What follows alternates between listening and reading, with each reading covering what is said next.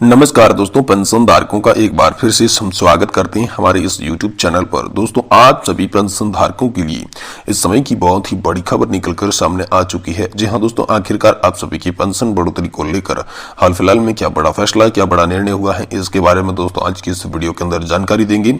साथ ही साथ दोस्तों, आप सभी कर्मचारी पेंशन धारकों के लिए यहाँ पर पेंशन बढ़ोतरी की तमाम मांगों को लेकर आखिरकार क्या बड़ी खबर निकल कर आई, इसकी भी दोस्तों बात आज की इस वीडियो के अंदर हम करने वाले हैं। वहीं दोस्तों, पेंशन धारक करेंगे एक बार फिर से देशव्यापी विरोध प्रदर्शन, इसको भी लेकर हाल फिलहाल में आप सभी के लिए बड़ी खबर निकल कर आ रही है। ये भी दोस्तों आज की इस वीडियो के अंदर हम आपको बताने वाले हैं। साथ ही दोस्तों, पेंशन बढ़ोतरी के लिए नई लिस्टें जो है वो जारी हो चुकी है, जिसके तहत पेंशन आपको वितरण की जाएगी। तो दोस्तों, आखिरकार पेंशन वितरण की नई लिस्टें कौन कौन सी है, इसमें आप सभी के लिए क्या क्या बताया गया है, वही दोस्तों अंतिम और महत्वपूर्ण खबर की बात करेंगे। दोस्तों, पेंशन पर झोंकने लगी है मोदी सरकार, चुनाव का है चमत्कार। जहां दोस्तों, तो आखिरकार पेंशन पर मोदी सरकार का झुकाव क्यों नजर आ रहा है, कैसे नजर आ रहा है, इसके बारे में भी आज की इस वीडियो के अंदर बात करेंगे। वहीं दोस्तों, बहुत ही बड़ी खबर है सेंट्रल बोर्ड ऑफ ट्रस्टीज की मीटिंग को लेकर, जिसमें दोस्तों 68 लाख पेंशन भोगियों के लिए बड़ी जानकारी सेंट्रल बोर्ड ऑफ ट्रस्टीज की मीटिंग को लेकर निकलकर सामने आ चुकी है।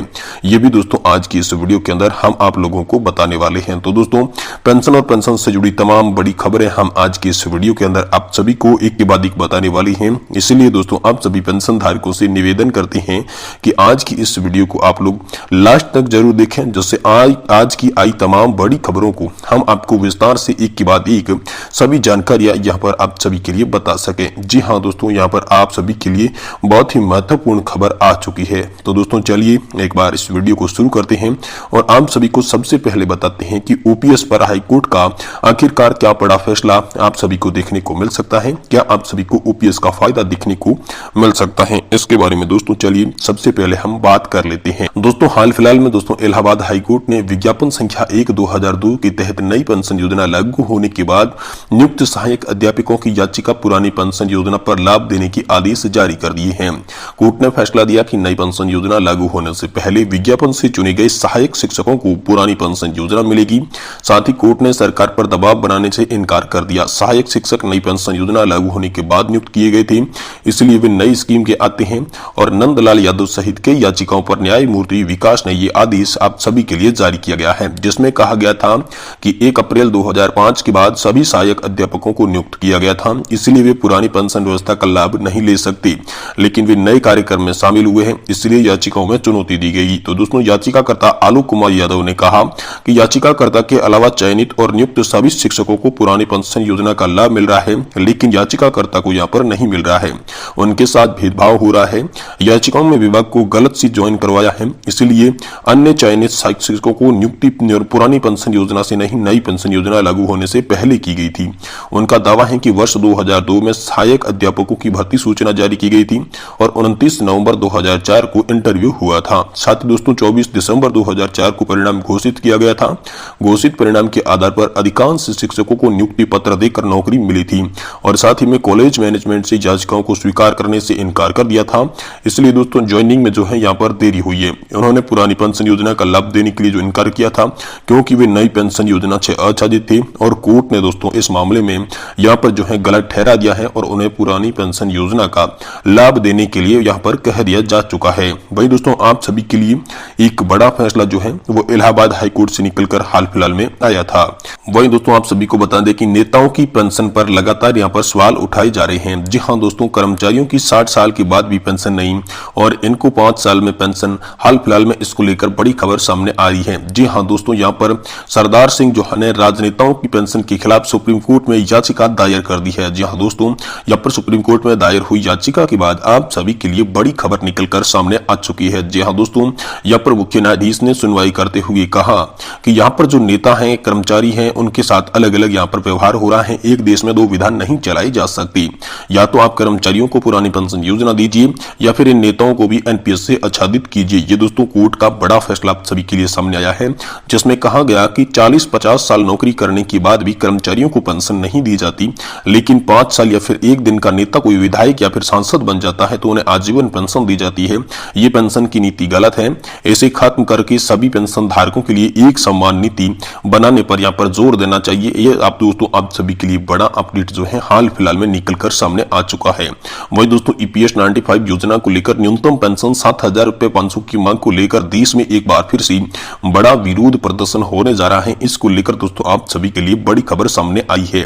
जहां दोस्तों आप सभी जानते होंगे कि लगातार दोस्तों कर्मचारी भविष्य निधि संगठन के दायरे में जो ईपीएस 95 पेंशन धारक आते हैं, उन्होंने दोस्तों न्यूनतम पेंशन 7,000 रुपए मासिक किए जाने समेत अन्य बातों को लेकर लगातार आंदोलन कर रहे हैं। ऐसे में दोस्तों ईपीएस 95 राष्ट्रीय संघर्ष समिति ने यहां पर एक बड़ा बयान जारी किया है, जिनमें उन्हें अपनी मांगों को लेकर दिल्ली में भी प्रदर्शन किया था, जिसमें दोस्तों मुख्य मांग थी 7,500 प्लस डीए की पेंशन। और यहां पर देश भर से 50,000 से भी ज्यादा जो है वो पेंशन भोगी यहां पर शामिल हुए थे। दोस्तों पेंशन भोगियों को महंगाई भत्ते के साथ साथ मूल 7,500 रुपए की मासिक पेंशन और पेंशन भोगी की पति और पत्नी को मुफ्त में स्वास्थ्य सेवाएं मिले। वर्तमान में कर्मचारी पेंशन योजना को जो है 1,000 रुपए की पेंशन मिल रही है, इसे बढ़ाकर 7,500 रुपए करने की मांग को लेकर लगातार प्रदर्शन हो रही थी। इसी बीच आश्वासन भी मिली थी, लेकिन तमाम आश्वासनों के बाद एक बार फिर से यहाँ पर पेंशन धारकों ने जो है वो संघर्ष का रास्ता चुन लिया है, जिसमें यहाँ पर एनएससी राष्ट्रीय संघर्ष समिति के कमांडर अशोक जी रावत ने कहा है कि हम अपनी मांगों को लेकर यहाँ पर रामलीला मैदान के अंदर रैली करने जा रहे हैं और ये अंतिम बार चेतावनी जो है वो सरकार को दी जा रही है। और साथ ही साथ हमारी मांगे अगर नहीं मानी गई तो हम आमरण अनशन पर भी बैठेंगे, क्योंकि पिछली बार जब दिल्ली के आमरण अनशन पर जंतर मंतर पर बैठे थे तो यहाँ पर सरकार को काफी सारी परेशानियां देखनी पड़ी थी। और इस बार भी हम आमरण अनशन पर बैठने वाले हैं, लेकिन जब तक हमारी मांगे पूरी नहीं हो जाती तब तक हम इस धरना स्थल को आमरण अनशन को समाप्त नहीं करने वाले हैं। ऐसा दोस्तों यहाँ पर जो है सरकार को चेता दिया है कमांडर अशोक जी रावत ने।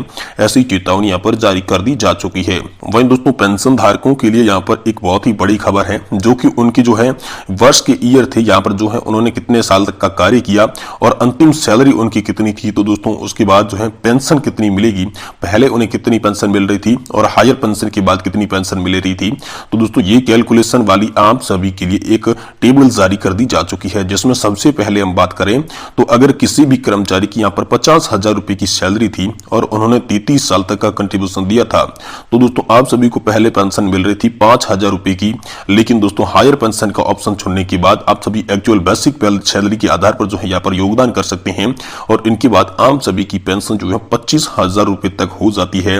ऐसा दोस्तों आप सभी के लिए निकलकर सामने आ चुका है। वहीं दोस्तों किसी भी कर्मचारी ने 30 साल तक सेवा दी है तो उनकी पहले पेंशन बनती थी 4,500 रुपए, लेकिन अब दोस्तों उनकी पेंशन जो है 22 से 23,000 के बीच में मिलने वाली है। वहीं अगर किसी भी कर्मचारी ने यहाँ पर 20 साल तक का योगदान किया है या 20 साल तक का कार्य किया है तो दोस्तों 50,000 रुपए सैलरी के आधार पर उन्हें जो पहले पेंशन मिल रही थी वो पेंशन दोस्तों 2100 की मिल रही थी। लेकिन हायर पेंशन का ऑप्शन सेलेक्ट करने के बाद उन सभी की जो पेंशन है वो 14,200 रुपए के आसपास की पेंशन मानी जा रही है। वही दोस्तों जिनकी सैलरी ज्यादा है तो उन्हें पेंशन ज्यादा मिलेगी, लेकिन जिनकी सैलरी कम है तो उन्हें पेंशन कम मिलेगी।